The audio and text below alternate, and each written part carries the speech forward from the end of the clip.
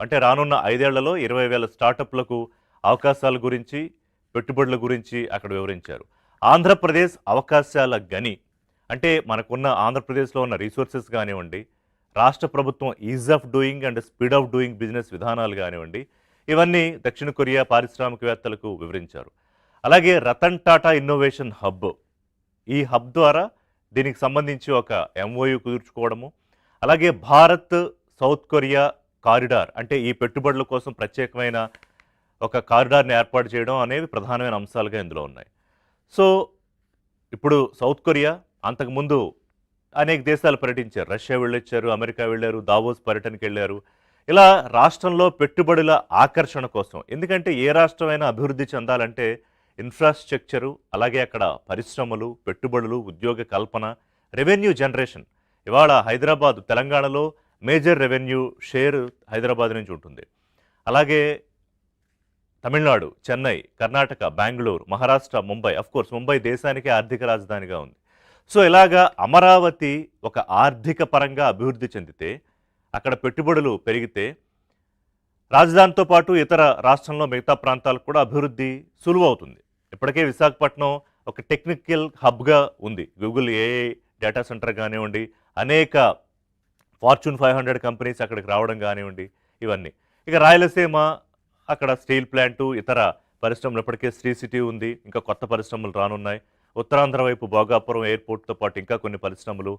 So ఇలా రాష్ట్రాన్ని సర్వతోముఖాభివృద్ధిగా balance చేసుకుంటూ ముందుకెళ్తోంది రాష్ట్ర ప్రభుత్వం. లోకేష్ ఒకవైపు పర్యటనలు, చంద్రబాబు నాయుడు కూడా సింగపూర్ వెళ్ళొచ్చారు, లండన్ వెళ్ళొచ్చారు, అబుదాబి యూఏఈ పర్యటన చేసి వచ్చారు. ఆయన కూడా కుదిరినంత స్కెడ్యూల్ పెట్టుకుని పెట్టుబడుల ఆకర్షణ కోసం వెళ్తున్నారు. ఎందుకంటే ఎవరు ఇక్కడ భారతదేశంలో ఆంధ్రప్రదేశ్ ఉంది, అక్కడ ప్రపంచంలోనే ఒక గొప్ప క్యాపిటల్ నిర్మాణం జరుగుతోంది, అక్కడ మనం పెట్టుబడులు పెడదామని పరిగెట్టుకు రారు. మనం వెళ్ళాలి, మనం వెళ్ళి అవకాశాలను ఎక్స్ప్లెయిన్ చేయాలి. ఎందుకు మా దగ్గర బెటరు, వేరే చోట కన్నా మా దగ్గరికి వస్తే మీకున్న అడ్వాంటేజ్ ఏంటి? ఎందుకంటే ఏ బిజినెస్ అయినా అందులో బిజినెస్ ఓరియంటేషను, ఇన్నోవేషన్తో పాటు బిజినెస్ ఓరియంటేషను, అలాగే రెవెన్యూ జనరేషను, ప్రాఫిట్, ఇవన్నీ చూసుకుంటారు. దానికి అనువైన అవకాశాలు మన దగ్గర ఉన్నాయా లేదని ఎక్స్ప్లెయిన్ చేయాలి. దానికోసమే ఇవాళ ముఖ్యమంత్రి కానీ మంత్రి కానీ చేస్తున్న పర్యటనలు.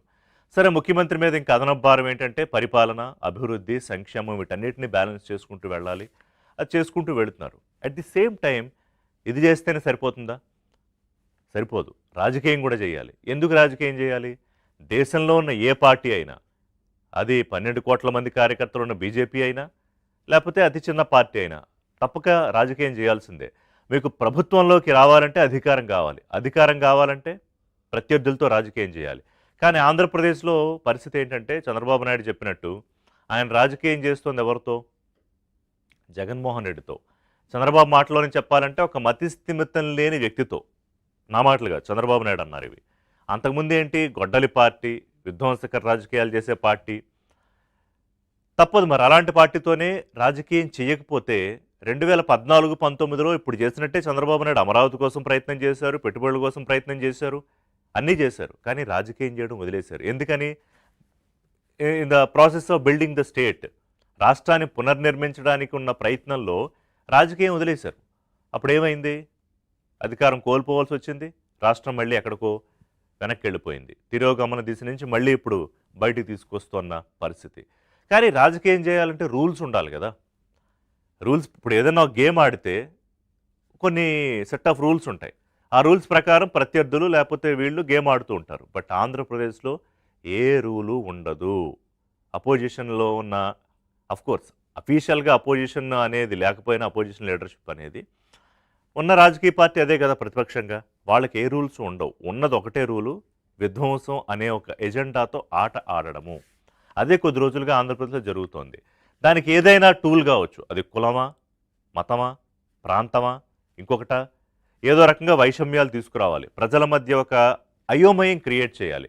దానికి ఎగ్జాంపులే అమరావతిలో కొద్దిమంది రైతులు వాళ్ళకున్న అభ్యంతరాలు, భూములకు సంబంధించి పోలింగ్లో అభ్యంతరాలు ఉంటే వాళ్ళని జమ చేసి వాళ్ళతోటి ఏదో ఒకటి క్రియేట్ చేయాలి. లేకపోతే ఇంకొక చోట ఏదో నేరం జరిగితే దానికి ఒక కులం ఆపాదించాలి, ఇంకో చోట ఇంకోటి జరిగితే దానికి కులం ఆపాదించాలి. సాక్షాత్తు పవన్ కళ్యాణ్ చంద్రబాబు నాయుడిని తిట్టడానికి ఏది వాళ్ళు చేసే పాలసీలు పనుల్ని కాదు, వ్యక్తిగతంగా బూతులు తిట్టడానికి ఫండింగ్ చేస్తున్న పరిస్థితి ఆంధ్రప్రదేశ్లో ఉందని సాక్షాత్తు ముఖ్యమంత్రి చెప్పిన విషయం. ఇవాళ తెలుగుదేశము, Janasena, BJP the strongest alliance ever మీరు దేశ రాజకీయాల్లో చూసుకుంటే. అందుకే 164 సీట్లు వచ్చాయి. దీన్ని బ్రేక్ చేయడానికి ఇప్పుడు కాదు, పవన్ కళ్యాణ్ని ఎలాగా చంద్రబాబు నుంచి బయటికి లాగేయాలి అనే ప్రయత్నం జగన్మోహన్ రెడ్డి చేస్తూనే ఉంటారు. నిన్నగాక మన పేరు నాని మాట్లాడుతూ వైసీపీకి పవన్ కళ్యాణ్కి మధ్య, వైసీపీకి కాపులకి మధ్య విభేదాలు సృష్టించడానికి అంటాడు ఆయన. అంటే కొత్త ఆలోచనతో వస్తున్నారా వీళ్ళు? గతంలో చేసిన ప్రయత్నాలే. But Pawan Kalyan is very clear. ఆయన రాజకీయం ఎలా చేయాలో స్పష్టంగా 10-15 ఏళ్ల పాటు ఎలాంటి రాజకీయం చేయాలో ఆయనకు అవగాహన ఉంది. సో ఇక్కడ పాయింట్ ఏంటంటే ప్రజలు నిర్ణయించుకోవాలి ఎవరి వైపు. పాజిటివ్ పాలిటిక్స్, అభివృద్ధి ఇటువైపా, లేకపోతే విధ్వంసకర రాజకీయాల వైపా? సహజంగా ఎవరికైనా ఇదేం ప్రశ్న, అందరూ ఇటే ఉంటారు కదా అనొచ్చు. మరి ఇటు ఎందుకున్నారు కొంతమంది? ఎందుకు అబౌవ్ 35% ఓట్స్ ఇటుపడ్డాయి మరి? అఫ్కోర్స్ ఇప్పుడు 10-12% తగ్గు ఉండొచ్చు ఈ 2 ఏళ్లలో. బట్ ఆలోచించుకోవాలి కదా, రాష్ట్ర ప్రజల భవిష్యత్తు నిర్మాణం కోసం పనిచేస్తున్న పార్టీ, కూటమి ఒకవైపు, రాష్ట్ర అభివృద్ధిని, పరిశ్రమల్ని, పెట్టుబడుల్ని ఎలా అడ్డుకోవాలని ఆలోచించే పక్షం ఇంకోవైపు.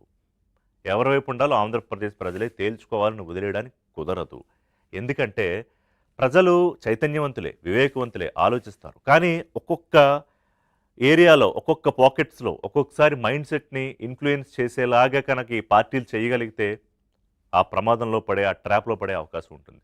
దానికోసం మనం చేసేదే ఉండదు, ఎప్పటికప్పుడు అలర్ట్ చేస్తూ ఉంటాం. చేయాల్సింది ప్రభుత్వాలు, ఈ పార్టీలు ప్రజలకు తాము ఏం చేస్తున్నాయో చెప్పుకుంటున్నారా?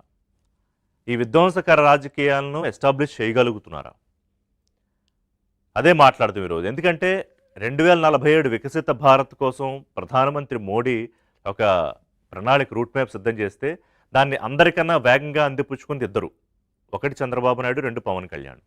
ఎక్కడెక్కడ లేని అవకాశాలని తీసుకుని ఆంధ్రప్రదేశ్కు తీసుకురండి అని వీళ్ళు అధికారులకు ఎప్పుడూ చెప్తూ ఉంటారు. సో ఆ జర్నీలో వికాసం ఒకవైపు, విధ్వంసం ఒకవైపు, ప్రజలు ఎవరి వైపు?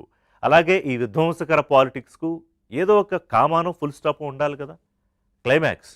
ఆ క్లైమాక్స్ ఏంటి? బ్రేక్ తర్వాత మాట్లాడదాం.